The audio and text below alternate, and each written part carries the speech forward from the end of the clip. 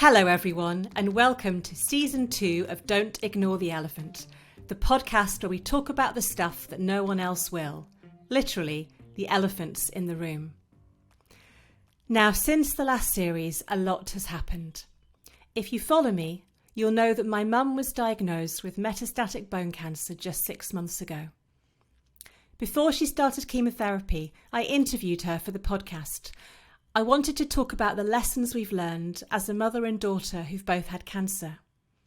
Sadly, Mum developed pneumonia during her third cycle of chemo and died just before Christmas.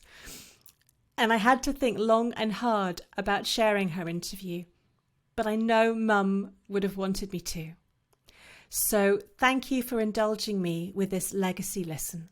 I'd like to think that everyone can learn something from the one-armed bandit. I'd like to think that we all have people in our lives who inspire us on a daily basis. Some of them do it loudly, shouting from the rooftops and encouraging us to join them. Others do it quietly, just by living their life the only way they know how. Today's guest is a little different. I've known her for a long time. Some of you may know her as Isobel. Some of you may know her as the one-armed bandit. To me, she's simply Mum. She's had to watch from afar as I went through breast cancer twice. And now it's my turn as she goes through treatment for a bone cancer that spread. After having her right arm amputated 8 weeks ago, she's about to start chemotherapy, and it's my turn to feel helpless on the sidelines. I think there would be so much we can share to help anyone listening who's in a similar situation. And I can't tell you, Mum, how much it means that you agreed to be a guest. Okay. Welcome to the podcast. Thank you. That's very nice. So I thought we'd just start at the beginning. Can you tell me what it was like when I told you that I had breast cancer? Yes, it was very. It was strange because we were living in Scotland, and when you phoned to tell it was like something that wasn't there. It wasn't real. Yeah. And of course, you being a breast surgeon, you knew everything and you were protecting us, the rest of the family, from the real realities. So I suppose we thought, oh, well, she knows it all. It'll be okay. Which is very odd, I know. And I got to give you a warning shot, didn't I? You did. Because I knew when they did the biopsy that I had cancer. And it was horrible ringing you saying, go and get Dad. Yes. Go and sit down. Yes, that's right. That must have made you terrified. Yes. I was out in the garden planting some, I think it was summer bedding plants, and I'd got the phone and thought, oh, right, okay. So in the go, and of course trying to find Dad and come and sit down, it's Liz. I can't imagine. Yeah, I know. And it was just knowing that, yes, what you were going to say. Yeah. It was awful. And you'd just moved to Scotland about a month before I was diagnosed. Yeah. How hard was it being so far away from me when I was having chemo? Yeah. It was really hard because we don't know what you were really going through. We knew you were going through some awful times and there wasn't anything we could do. And we thought about we could go down, but I thought, well, we'll probably just be in the way because Dermot's looking after her and, what are we going to do? So we should have come down, but I think we just felt you didn't want us. And that makes me feel awful. I think for me, it was, you're so far away. I don't want the thought of you driving for 8 hours to come and see me when I'm just going to be sleeping. I thought it would be a waste of your time, but now I almost wish that I said, no, do come down. Yes. I did need you. I needed my mum, but I thought you're miles away. I know. But you said I wasn't very good at telling you how I was feeling, was I? No. Oh, no. No, you it was all not clinical, but it wasn't, you weren't crying, you weren't in tears or anything. You were very matter of fact about it all. So I suppose for us it was, we just thought, okay, she knows what's going on. It's not nice, but yes, it was weird. And I think for me, the minute I saw the ultrasound and I saw the cancer, I was in denial. Oh, yes. I still am now in a way. I knew too much and I couldn't imagine going through it.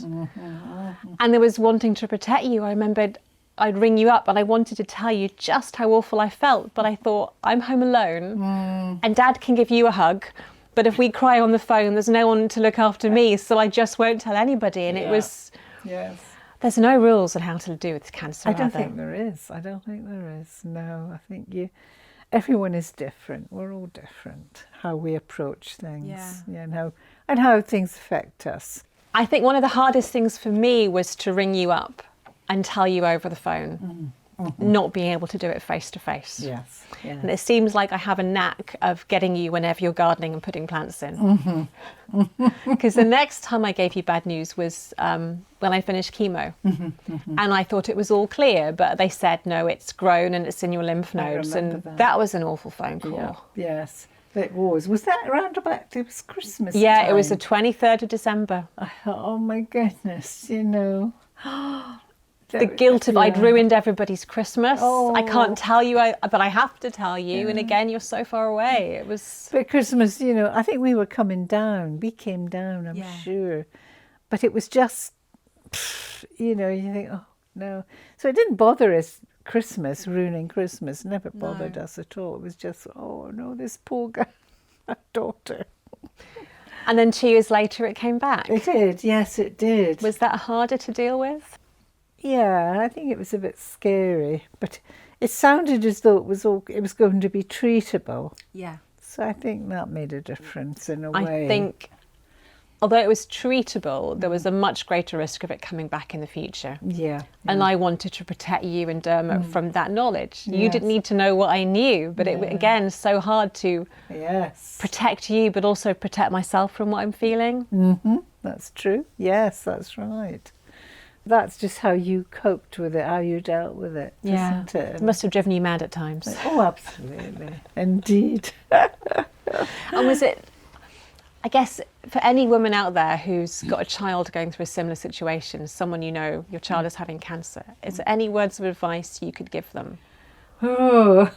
I know, I hate those questions too. It's just such a difficult one for me to answer because I think everyone's different and everyone deals differently with bad news like that. Yeah.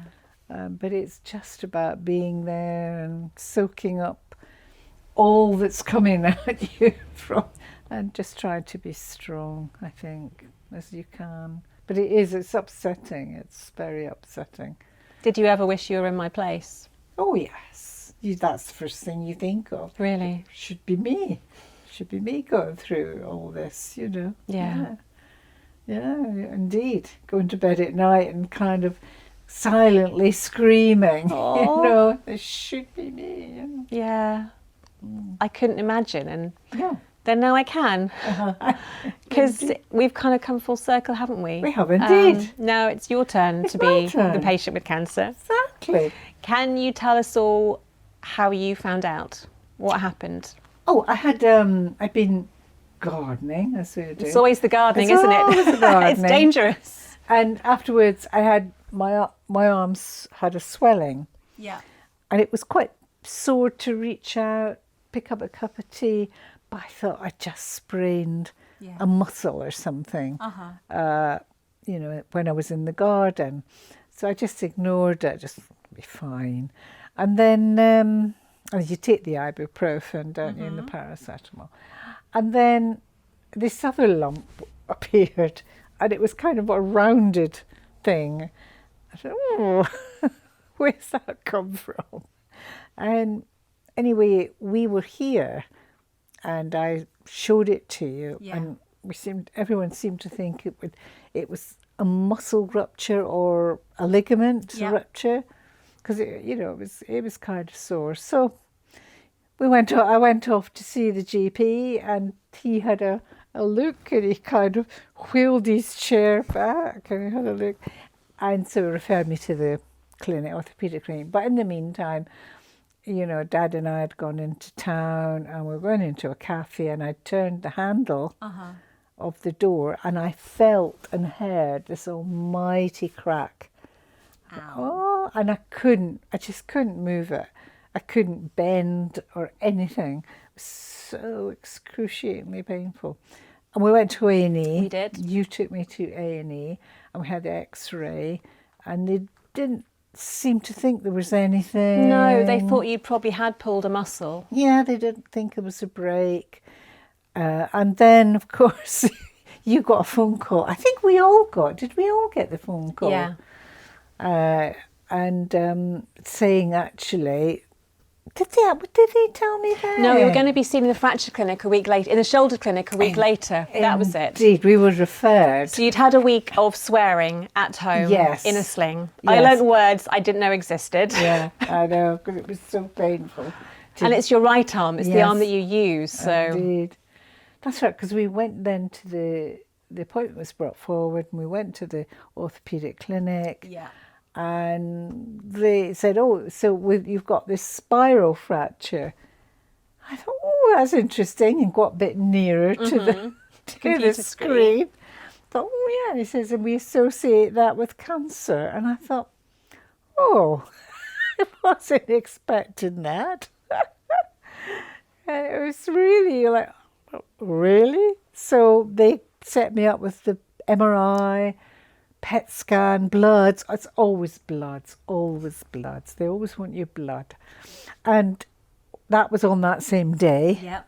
And they said they would refer me to the orthopaedic hospital at Stanmore. Yeah, that's right. Yeah, and that was like, oh, but of course, when he told me we associate this with bone cancer, I thought Liz is already digging my grave, because yes, she'll know too much. Yeah. It was, and then we got the phone call the next day, didn't we? So the orthopaedic consultant rang us at home to give us the results, and Yes. I'd gone round. So I was with you, and that was really hard. Yes, it was. It was really hard. Yeah. When they said it was a bone cancer. They did. And did they say there was something in the lungs? Yeah, they told us it was in the lungs, Uh-huh. and that we'd have to wait to be seen at Stanmore. That's right. And yeah. I went to a very dark place at that time. Yes. I know a little, I don't know enough. Yes. I told you not to Google, but it's the first thing I did. Desperate for information, there was nothing out there.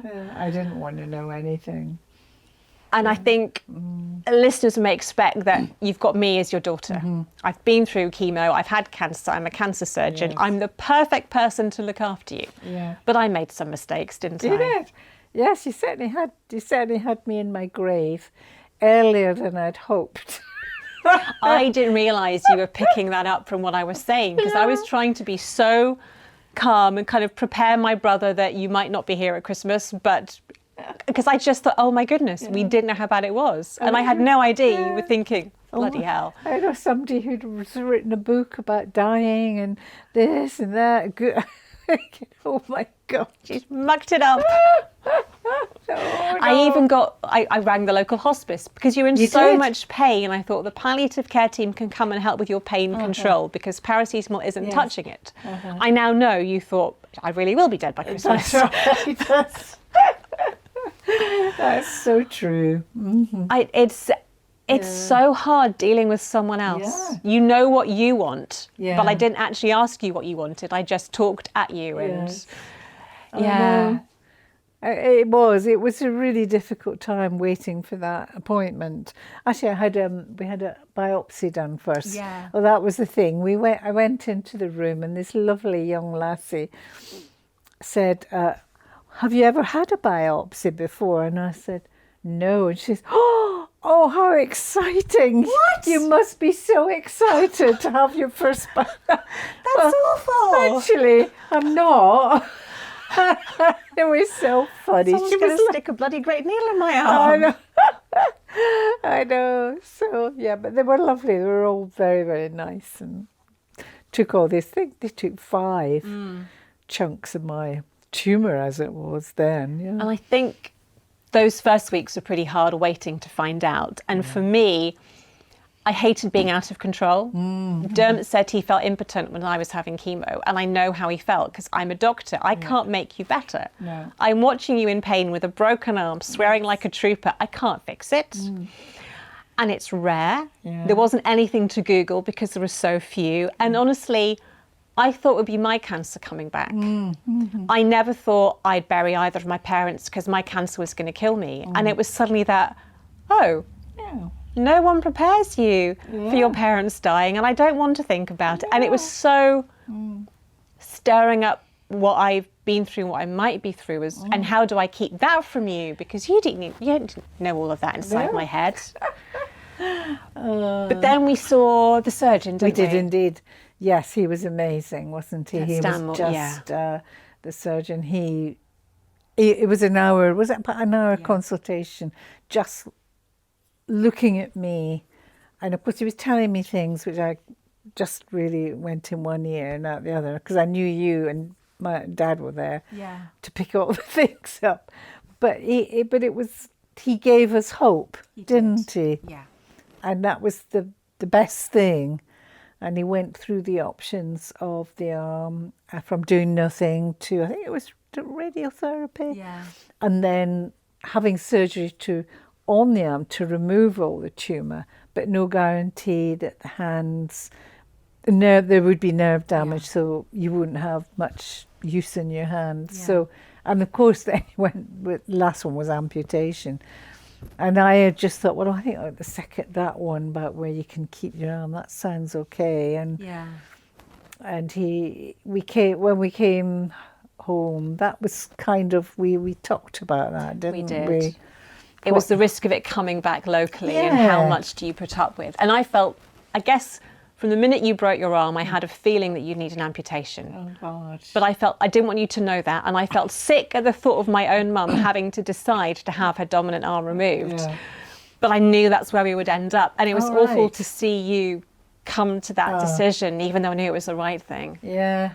I just woke up and, in the morning, and I thought, it has to go. Yeah. Let's just have the amputation, because that's going to protect, hopefully as much as it could, the rest of my body. And so quite a journey so far. I know. Did you even know that bone cancer was a thing, or that old people got bone cancer? No.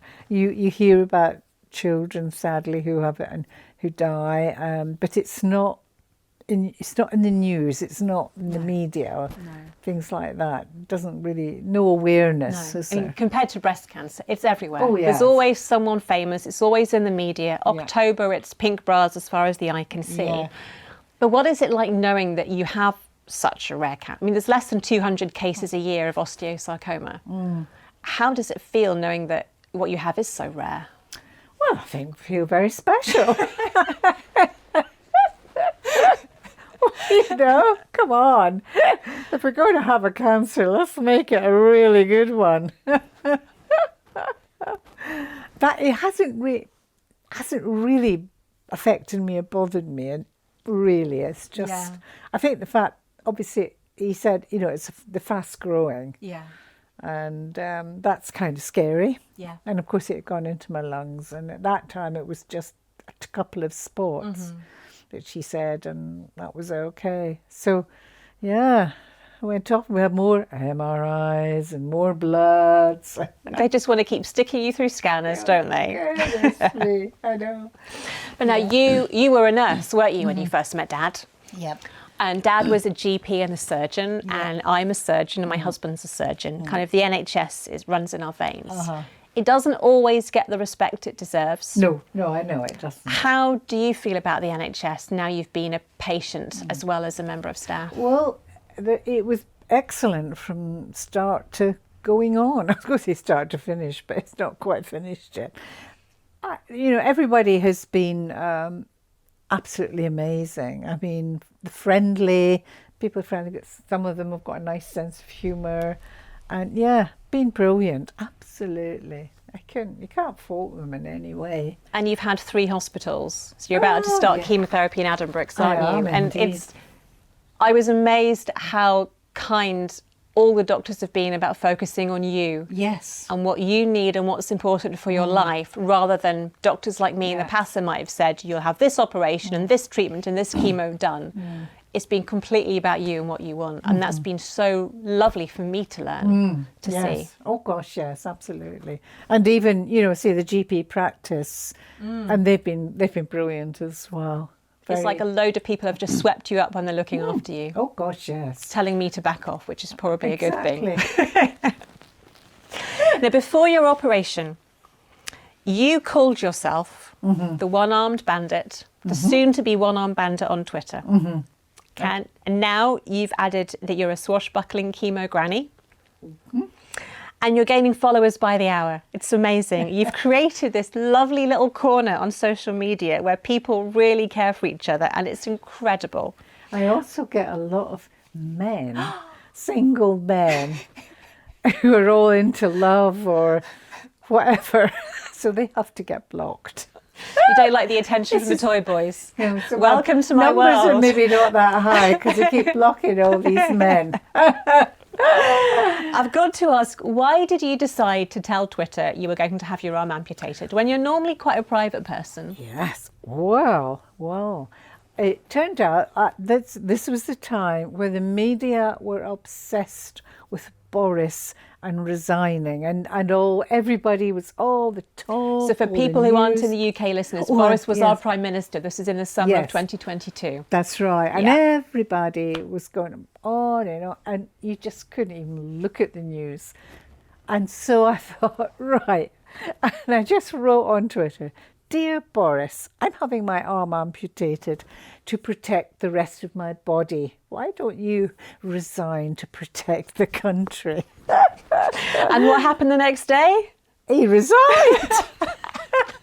Yeah, you see the power of having a rare cancer. Oh, yeah. And then you became the one-armed bandit. I did indeed, yes. And I found a T-shirt online that had one-armed bandit on it. Yeah. And I brought it in the day after your op, worried I'd gone too far down the black humour line. But you loved it. I loved it, absolutely. I did. And did your doctors know that you were on Twitter?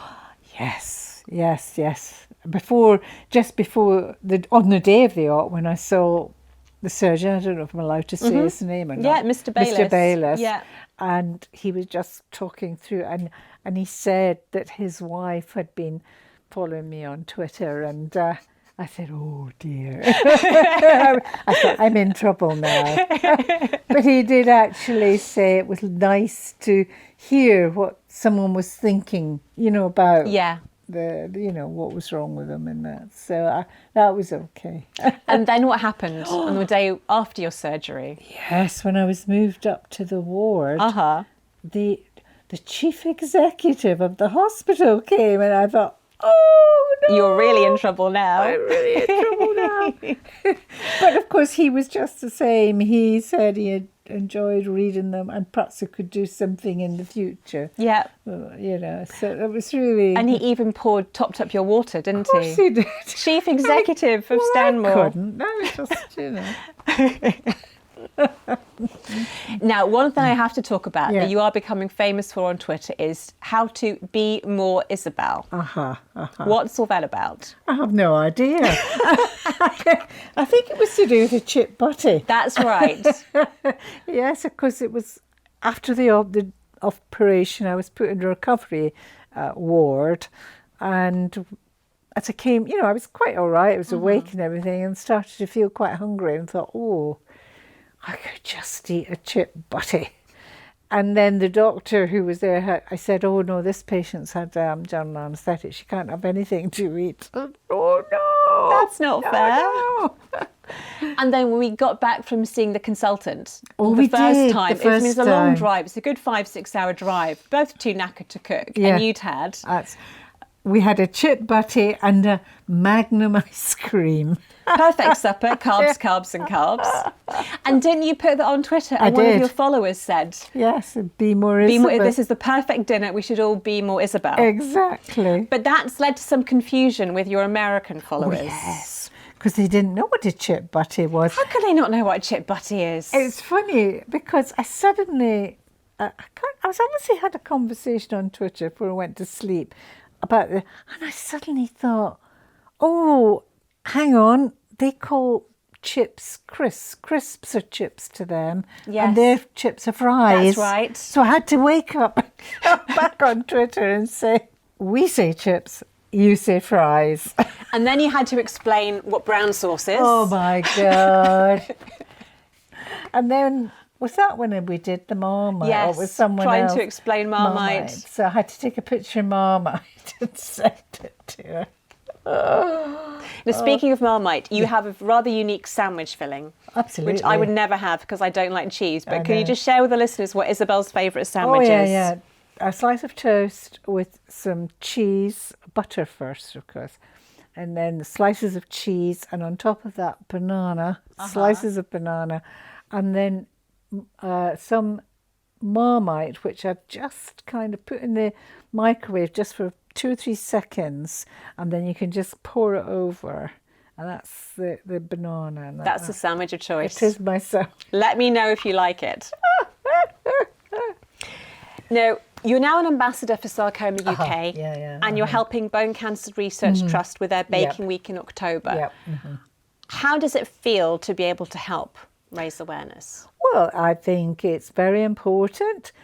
Here I am, I've got this rare cancer. I didn't know anything about bone cancers. And so I think if we can make the whole thing more public, and newspapers, media and that, to make people more aware that actually there are these bone cancers around. And young children especially, and teenagers, I think just generally young people. And, it's not a very nice thing to have. No, it's not. Because And if we can use that to drive more funding and research. the research is very important. Yeah, definitely. I'm with you on that one. Now, I'm going to change track a bit now. Oh, okay. I want to talk about guilt, because I had so much when I was diagnosed. Guilt that I was alive when my friends were dying of breast cancer. Guilt about how my cancer was affecting my marriage. I wanted Dermot to go and marry a woman with 2 breasts and a libido because I only wanted a cup of tea. I thought, you didn't sign up to this. I know you say in sickness and health, but you never think it means it. Can you relate to guilt and cancer? A bit. I don't think I've ever really felt guilty. And maybe the guilt for me is because I've approached it in this weird way, whether, and other people wouldn't. Other people would be, it may not, they'd be totally different. And whether that's, I don't know. Yeah. It's probably not been as bad as you. No. No, definitely not. Does it feel hard relying on your husband or him having to look after you? Well, I know he's enjoying it. He's enjoying it. Probably too much because he does things which I could do, and he's just having to learn maybe not to do the odd thing that I can do. But no, he's been amazing. And just, tying shoelaces or getting my breakfast ready or whatever. And driving, of course, I can't drive. Yeah. So that brings me on to the next question about grief. So I struggled a lot with the things that were taken from me, my fertility. You gave me all the clothes you'd knitted when you were pregnant for me to have if I ever got pregnant. And I think, I'm never going to wear them. No. I can't have kids. The guilt of losing my career. I mean, we're both blooming careless. I've lost a breast, you've lost an arm. Do you grieve for anything since you've been diagnosed? What do you really, really miss? Well, I think it's just your, total independence, isn't it? The fact that not being able to do all the things I did before, driving, which is was really important to me. I guess we could try and get the car adapted after chemo, but we don't know how you're going to feel. But that must be really annoying, having to rely on Dad to take you to the shops. That's right. Because you're a great backseat driver. Absolutely. Oh, I'm the best. Your dad doesn't drive to my standards. No. But no, I don't actually think about it. Yeah. But, you think, well, if you're going to fly somewhere, is it going to be a nuisance? And you just, you don't really... But I haven't really thought about it. I guess it's all quite soon, isn't it? It's just been quite a whirlwind of just going through the motions. Yeah, if you think it was 13th of July, and, we're just into September now. Barely 2 months, I know. Yeah. I think the thing that's amazed me is how much you can do with your wrong hand. Yeah. Because you write with the right hand, not the wrong hand, for anyone out there listening. You're putting lipstick on.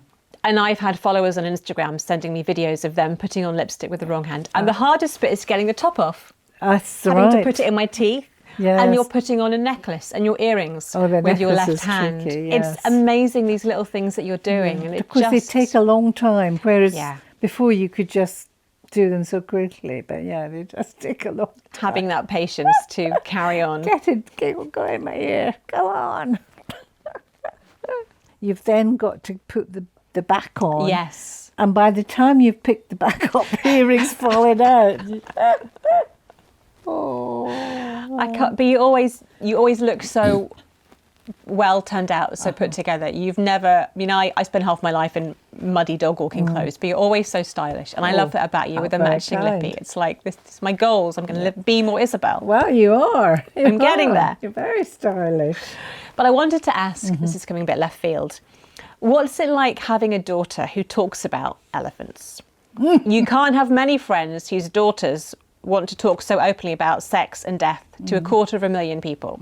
Yeah. Do you think I share too much? Sometimes I think so. I do.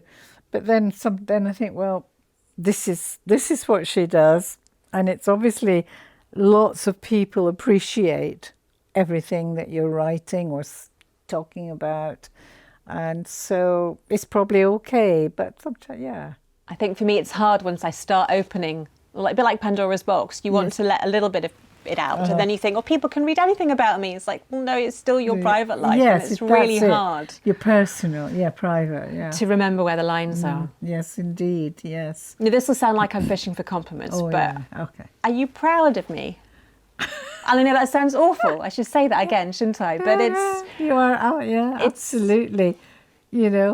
Absolutely proud of you for what you've achieved since you were diagnosed with breast cancer. All you've gone through and all this. You're now doing well. You've got a new job. I do. Or jobs. I wish it paid. Yeah. All the talks you give and all the Zoom. Everything. Yeah. It's really it's a lot. It takes up a lot of your time, and you do. Yes, you probably sometimes do too much. I'll be honest, there are times I want my cancer to come back so I can clear the diary and start again. I still find it very, very hard to say no to people. Yeah, that's it. That's the thing, isn't it? I never put myself first, and I think that's something I'll always learn. Yeah. This is a question. Are you angry about getting cancer? No. No. Nope, not that I'm aware. No, I'm not. I think it's probably because of my age. Mm-hmm. You just have to accept that you're going to get you may get something, and this is what I've got, and so I'm not angry about it at all. I think a lot of people expect you to be angry when you have cancer, but it's like it just happens. Yes. You have no choice. You just have to do what they tell you. Were you angry? You must have been angry too. I didn't. I was angry at the things cancer cost me. So I was angry about losing my fertility. Yes, I was angry about losing my job, but it was more denial. Yes. Part of me still thinks I haven't had cancer twice. Yeah. It's not real. It can't be happening. Yeah. I can It's go with really that. weird. I feel that because I feel so well. Yeah. Ish. But that's true. I mean, you feel well, you're about to start chemo for a Yeah. cancer that's spread. It's like, how can that be happening when no one would look in the streets and know that you'd... That's right. So, yeah. Hello. She's talking to my dog Hunter, who's curled up on her lap on the sofa. Yeah. And when you think of everything that's happened to the two of us, and not just the cancer, but, you got me through bullying at school and my depression. There's been so much that's happened to us as a family. And we can laugh and joke about the little things. But what do you think keeps you going when the shit keeps coming? I have no idea. It's just something inside, and that you just have to keep going, don't you? Now, one of the things I had a lot of in the beginning that you're now getting because of what you're talking about online is that people tell you you're incredible, you're amazing, you're so brave, your mums are courageous. How do you feel when you hear that? I think it's daft because I'm not incredible. I'm just me. that's how I see myself. I don't see myself as being incredible and any kind of an inspiration, but it's how people see you. Yeah. It's hard to see the impact you have on other people. You're just putting stuff out there and living your life. And yes, and maybe it's just because I'm kind of going through this positively and humorously. Yeah. That may be something. And I love that about you, planning what to put on Twitter and let's take a photograph of this and how can we just bring some light into the world. That's right, yes. Try to, and knowing that there are a lot of people out there who definitely don't feel like that. And so I'm probably... And that's okay. That's okay. Well, I think a lot of people do get angry and sad and cross and depressed, and it can be hard when we're laughing and joking through it as our way of coping. And I think it's however you cope, it's fine. But I found planning what to say on Twitter kept me going, almost like a distraction. Yes, it is, isn't it? It is. And when you're having those, I still have those very low moments. There's always someone online, someone I can talk to, who's not my dad or not you, it's someone anonymous. Good. And just having that little bit of social interaction just to that's good, isn't lift me up. I find that really helpful. Oh gosh, I would think so too. And of course, I'm very much aware that a lot of cancer patients, it's kind of a lifelong thing. It's not like you have the surgery and you maybe have the chemo and we're all fine. For some, maybe. But for others, like breast cancer patients who have to keep taking tamoxifen, drugs, which make them feel awful, hot flushes, and you think, goodness, this is something you've got to go through the rest of your life. The side effects. The side effects of and these I think drugs. Why couldn't there somebody come up with a drug that doesn't give you side effects? I know. And I think that makes it harder because everyone thinks you're cured. They look at me, you look great, you've got the lippy on. They don't see the chronic pain or the depression, the anxiety, all the side effects. And you don't want to tell them, how are you? Do you really want to know? I know. Or shall I just say I'm fine? That's it. That's what I do. Oh, I'm fine. I'm fine. Yes. But, because you have the pain under your arm. Yeah. All the time. Yeah, and like you've got your phantom pain. Yeah, oh gosh, yes. Which is just, I can't imagine. Where's your arm at the minute, Mum? It's just sitting like this. It's sitting bent. Across your lap. It thinks it's in a sling and it's just been a bit kind of, tingly or kind of thing. But you can't complain about that all the time to the people you live with because they get pissed off and frustrated. Yes, I know. The silent cross you bear sounds a bit religious, but it is that. Yes, it's there, and yes, I have medication, which probably helps a bit, but it's fine. Considering the arm's gone, so it's reduced the recurrence of the cancer a bit.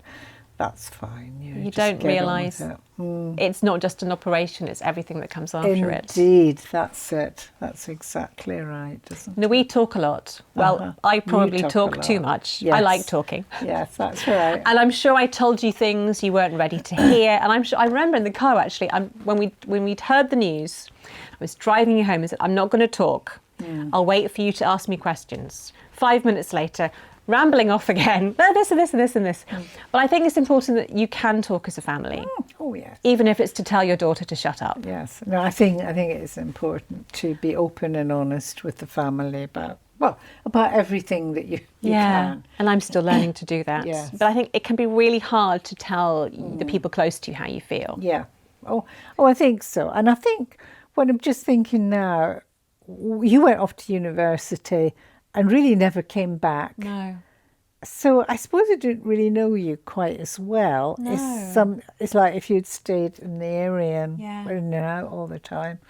That's right, isn't it? I left home at 18, went to university, and I was such a bookish nerd at home, wasn't I? Yeah. And I guess I lived my life away from home. You did. So I think that kind of means the separation just probably we didn't know you as much as we could have done. And it feels now you're living around the corner. We're actually starting to get to know each other again, which is lovely. I know, she keeps coming into my house. And, I know, buying you a lot of knives, rocker-bottom knives and left-handed knives. Oh, got more knives than that. Oh, crikey. Yeah, I know. But I wanted to ask, is there anything you're afraid of? Are you afraid of what is going to happen in the future?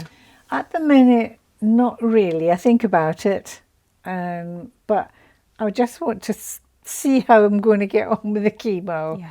And I know they said this will not cure it, will treat it. So it's going to, and I've got something in my hip which is all right at the minute, they said. But I know if it comes back, there may be a time when they're going to say, actually, we can't do any more.